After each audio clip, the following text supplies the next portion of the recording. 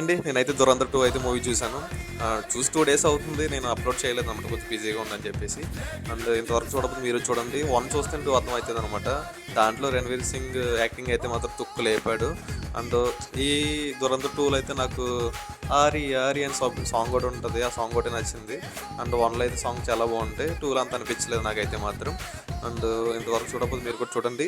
And చూస్తే మీకు ఏమనిపించిందో ఒకసారి కామెంట్ చేయండి. అండ్ పార్ట్ 3 కోసం ఎంతమంది వెయిట్ చేస్తున్నారో వాళ్ళు కూడా కామెంట్ చేయండి. Thank you.